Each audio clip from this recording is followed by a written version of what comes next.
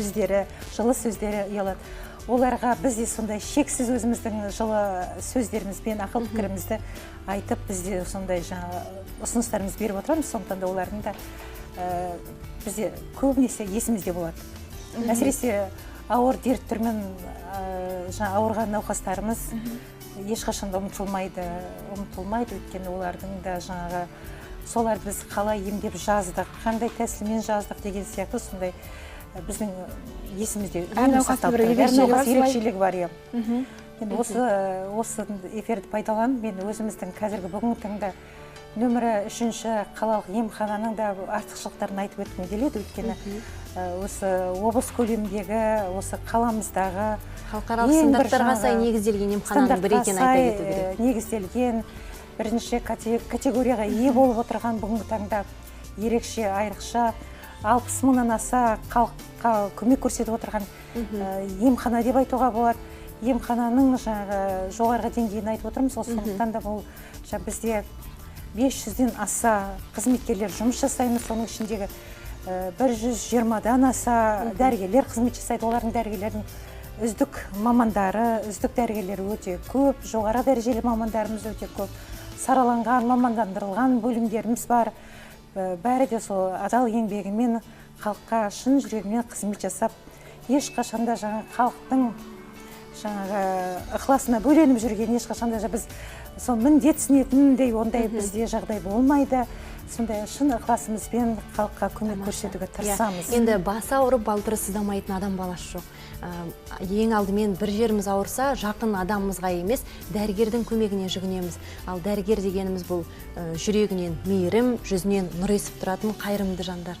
Енді күніне жалпы емханаға қанша науқас келіп қаралады, қанша пациенттерді қарайсыздар бір күнде?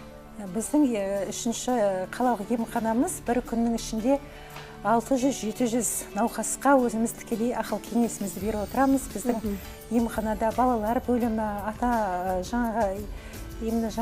мамандандырылған бөлім, жалпы тәжірибелік дәрігерлер бөлімі, акушер-гинеколог бөлімдері жұмыс жасайды. Сонымен бірге біз өте бүгінгі мемлекеттік бағдарламаға сәйкестендірілген қарттар мектебі,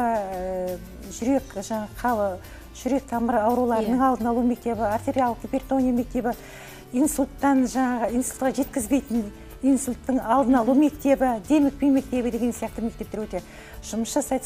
Сол емді біздің осы бағдарламамызға, мемлекеттік бағдарламамызға сәйкес осы орташа Қызылорда емес, жалпы Қазақстан халқын бүгінгі таңда 72-де 5-ке біз қазіргі таңда жеткізіп отырмыз. Оның өзі өмір сүру деңгейін, оның өзі орташа жасын, оның өзі керемет жоба.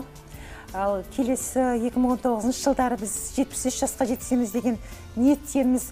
Сондықтан да барша облыс халқын денсаулығын нығайтуға, күш салуға біз әрқашанда дайынбыз деп ойлаймын. Жалпы дәрігерлер қауымы әрқашанда дайын. Нағима Дарабайқызы айта кету керек, былтырғы жылы, яғни 2017 жылы Қызылорда медициналық колледжіне жоғарғы медициналық колледж деген статус берілді. Бұл әрине үлкен қуаныш, құттықтаймыз. Енді осы айта отырсаңыз, жалпы бұл колледждің жоғарғы статусқа ие болуының ерекшелігі неде? Қуанышты хабарларыңызды бөлісе отырсаңыз. Рахмет. Яғни жоғарғы колледж статусын иеленгеніміз негізінен мейіргерісі мамандығы бойынша қолданбалы бакалавриат бағдарламасы бойынша қолданбалы бакалавр мамандарын даярлап шығару негізгі оның негізі болып табылады. Енді осы қолданбалы бакалавр мамандарының ерекшелігі ол ертең дәрігерменен осы орта буын медицина қызметкерінің ортасындағы дәрігердің кейбір істерін атқара алатын мамандар шығады. Негізінен осы бізде 69 маман ең алғашқы рет колледж тарихында кеше ақпан айында 69 маман бітіріп шықты. Оның 48-і қазір жұмыс жасауда, ал 21-ін қазіргі таңда жұмысқа орналастыру жүргізіліп жатыр. Енді бұл әрине облыстық денсаулық сақтау басқармасының, колледждің басшылығының, республикадағы, яғни европалық стандартқа сай мамандарды даярлаудағы жетістіктері деп атауға болады. Және қазіргі таңда практикалық денсаулық сақтау саласында әмбебап, жаңағы универсалды, прогрессивті модельдегі патронажды қызметкерлерді даярлау. Егер бұрынғы кездері патронажды қызметкерлер тек қана үйге барып науқас жанды емдейтін болса, ауырып тұрғанда, ал қазіргі таңдағы мәселе бұл қоғамды ауыртпау мәселесі. Яғни қоғамның ең басты байлығы, ең басты құндылығы адами капитал деп айтқандай, яғни адам болатын болса, осы адамның денсаулығы арқылы біздің экономикамыздың дамитындығы барлығы осы еуропалық стандарттар осыған негізделген. Соны да біз ниетке, яғни өзіміздің болашақтағы жұмысқа негіз етіп ала отырып, осы жоғарғы статусты әрине Қазақстан Республикасы денсаулық сақтау министрлігінің бұйрығыменен және облыс әкімінің қаулысыменен осы жоғары колледж статусына әуелі бағалаудан өтіп министрліктен, содан кейін барып облыс әкімінің жаңағы қаулысымен іске асырылған, яғни жоғары колледж болып отырмыз. Біздің колледжіміздің 90 жылдық тарихы бар. Бұл 90 жылдық тарихында біз әңгімемізді әлде жалғастыратын боламыз. Бізге хабарласқан көрерменіміз бар екен. Қайырлы күн, сауалыңызды жолдаңыз. Біз сізді тыңдап отырмыз. Сәлеметсіз бе, көрермен? Біз 3-ші поликлиникадан хабарласып едік, қоса Арбап Сарымызда тұрамыз. Сауалыңыз? Тыңдап отырмыз. Баламды былтыр биыл Алматыға келгенбіз, жағы көзінен туғаннан бастап көрілмейді. Соны пенсияға шығарып берем деп сіздің 3-ші поликлиникаңыз мені жас қыз деп сүйрелеп әлі жүр. Соған бір нәрсе айта аласыз ба? Рахмет, сауалыңызға өте жақсы ризашылық білдіремін. Себебі енді сіздің балаңызға көмек беруге тырысамыз, мүмкіндігінше барлық жағдайды жасауға тырысамыз. Өйткені қазір енді аты жөніңізді бәрін біз аламыз, или осы жаңағы емханаға келіңіз, тікелей маған келіңіз, біздің әкімшілікке келіңіз, сізге тікелей біз көмек көрсетуге тырысамыз. Біз әңгімемізді жалғастыра түссек, Нағима Дайырбайқызы, өзіңіз жаңа айтып өткен болатынсыз, 90 жылдық тарихы бар деп, биыл айта кету керек. Осы орта буын медицина қызметкерлерін дайындайтын медициналық колледжге 90 жыл толып отыр. Осы мерейлі датаға орай колледжде қандай ауқымды шаралар, тың бастамалар қолға алынды? Осыған да бір тоқталсаңыз. Әрине біздің осы оқу орнымыздың 90 жылдық мерекесі Астанамыздың 20 жылдығымен, өзіміздің қаламыздың 200 жылдығымен тұспа-тұс келетіндігі өте қуантады әрине. Сондықтан да бізде көптеген іс-шаралар жүргізіліп жатыр. Енді осы уақытқа дейін мен келгеннің өзінде де Раиса Абдешевнадан бастап, Ақмарал Шартбаевнадан бастап, одан кейін Азима Балтабаевна, Ләйла Айтбаевна, қазіргі таңда Салтанат Сейткалиевна басқарып, яғни іскер басшылар, ұйымдастырушы басшылардың, яғни әрқайсының салып кеткен іздерінің арқасында бізде осы 90 жылдық тарихта оқу әдістемелік жұмысымызда үлкен жетістіктер бар. Енді осы 90 жылдыққа байланысты бізде 90 жылға 90 іс-шара деген үлкен жоба қабылданды. Осы жобаның аясында бізде, яғни Наурыз мерекесі болсын, кез келген тәрбиелік іс-шара болсын, барлығы оқудағы жетістіктердің барлығы осы 90 жылдыққа орай өткізіліп жатыр. Және бізде айтарлығы осы президенттің жаңағы бағдарламасына сәйкес рухани жаңғыру орталығы ашылды біздің өзіміздің ішімізде. Және соңғы кездері тәрбиелік іс-шараны жақсарту мақсатында қор үйірмесі іске қосылды, домбыра үйірмесі іске қосылды. Әрине білімменен бірге тәрбие қатары жүруі керек, сондықтан бұл істер алдын қатарда іске асырылады. Және барлық жаңағы топтарда, топ сағаттары бөлім-бөлім бойынша жарыстар өткізілді, түрлі конкурстар өткізілді, байқаулар өткізілді. Және Құдай қаласа осы 90 жылдықта соның нәтижелерімен көптеген марапаттар іске асырылады деп күтудеміз. Алдағы қыркүйек айына жоспар бар, ол кездерде жаңағы ғылыми практикалық конференция өткізіледі. Яғни білімнің кілті осы бәсекелестікте деген тақырыптағы біздің 90 жылдыққа арналған республикалық конференциямыз өткізіледі. Ол үлкен іс-шара. Және сонымен бірге 100 жаңа есім, яғни біз ардақтайтын 100 жаңа есім деп, именно біздің түлектер, біздің колледжді бітірген түлектердің, сонау осы 1928 жылға ашылған 90 жыл тарихы бар колледжді бітірген түлектердің ішінен қазіргі таңда ең басты қызметтерде медицина саласында ары қарай өздерінің білімдерін жалғастырып, жоғарғы оқу орнын бітіріп, одан да жоғары дәрежеде жүрген қызметтестерді, біздің әріптестеріміздің барлығы жан-жақтан түкпір-түкпірден еліміздің, тіпті шетелдерде жұмыс атқарып жатқан барлық барлық әріптестерімізді іздестіріп, сол 100 жаңа есімге бұрын еш жерде Енгізу айтылмаған дейсіз. енгізудеміз. Соның қазір жұмыстары жүргізіліп жатыр. Одан басқа да іс-шаралар көп. Енді түлек демекші, осы колледж жоғары статусын иеленгелі қанша түлек бітіріп шықты колледжде? Сондай-ақ биыл қанша түлек диплом алғалы отыр? 30 мыңдай түлек бітіріп шықты, одан да жоғары. Ал жылына біздерде енді 400-450-дей жаңа бітіріп шығады. Әртүрлі мамандықта қазіргі таңда бізде 9 мамандық бойынша орта медицина қызметкері даярлары. Нағима Дарабайқызы, әлгінде өзіңіз көптеген колледждегі көптеген бастамаларды, іс-шараларды айтып өттіңіз. Енді осы орайда менде сұрағым келіп отқаны, осы болашақ мамандық иелерін осы медицина саласына деген, өздерінің мамандықтарына деген қызығушылығын арттыруда қандай жұмыстар жасап жатыр? Әрине бізде ең басты тәрбиелік іс-шара және сонымен қоса жүретін білім беру. Яғни білім беру саласында қазіргі таңда жаңа айтып жатқанымдай, жалғыз осы біздің облыстың реформасына ғана емес, бүкіл біздің республикада болып жатқан реформаларға, еуропалық стандартқа сәйкес мамандарды даярлауымыз керек. Сондықтан да сол себептен қазіргі таңда тек қана теория түрінде біліп қою бұл аздық етеді. Сол себептен қазір біздерде симуляциялық оқыту деген бар. Осы симуляциялық оқыту, яғни клиникалық жағдайға еніп, рөлдік ойындарға еніп, яғни пациенттің орнында, медицина қызметкерінің орнында болатын симуляциялық оқыту технологиясы деген бар.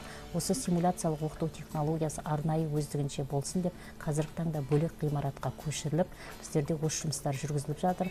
Оның ішіндегі манекендер жаңа заманауи технологиямен, яғни жабдықталған манекендер, тірі адамның, тірі пациенттің рөлін атқарып, яғни оқушының, болашақ маманның жақсы практикалық іс-дағдыларды алуына үлкен көмек беретін симуляциялық оқу орталығы және басқа да жаңағы бізде іс-шаралар өте көп. Енді осы жерден тағы бір сауал туындайды. Жалпы енді осындай тәжірибе алмасуда сіздер өзге қандай колледждермен байланыстарыңыз бар? Тәжірибе алмасуда бізде Көкшетау медицина колледжімен, Республикалық медицина колледжімен, Павлодар медицина колледжімен, Астана медицина колледжімен және 28 жаңағы колледж болатын болса, біздерде солардың барлығымен біз іскерлік байланыстамыз. Практикаға сол жаққа да жүріп тұрасыздар? Жоқ, жалпы байланыстамыз. Ал практикаға біздің жаңағы осы облыстағы бүкіл емдеу профилактикалық мекемелерінің барлығымен 3 жақты, 2 жақты келісімшарт жасалған.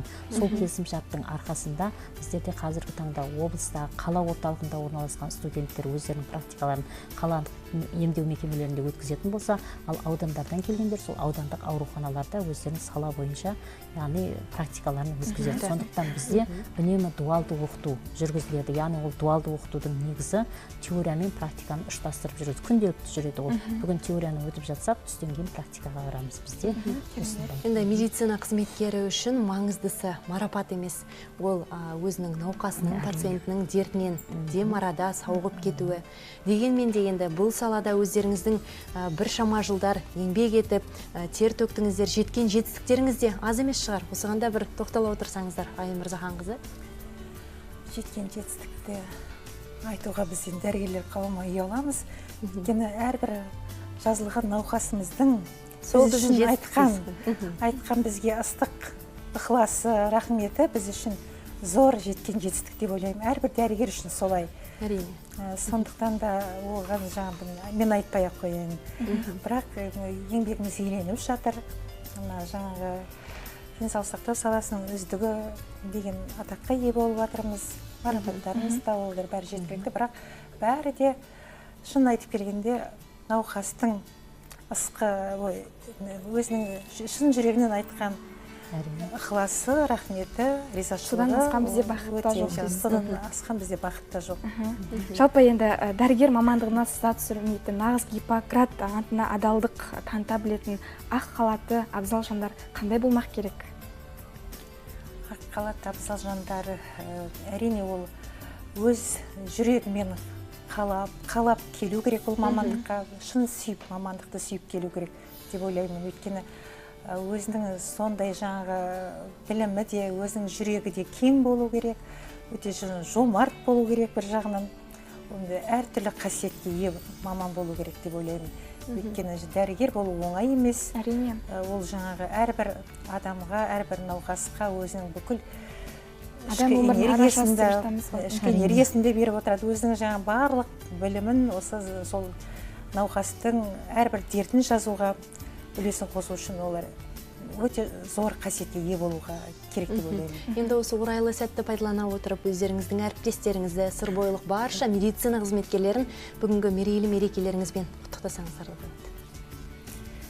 Мен жаңа айтып өткім келеді, осы жалпы барша мұсылман қауымын бүгінгі алғашқы айт мерекесімен құттықтағым келеді. Бірінші, екінші, осы үшінші қалалық емхананың барша ұжымын, бас дәрігеріміз Гүлсана Уәкерқызы Мақсұтова да осы біздің емханаға өзінің барша білімін, барша жаңағы өзінің іскерлік қасиетін бәрі көрсетіп, бүкіл ұжымды осындай ұйымшылдықпен басқарып отыр бүгінгі таңда.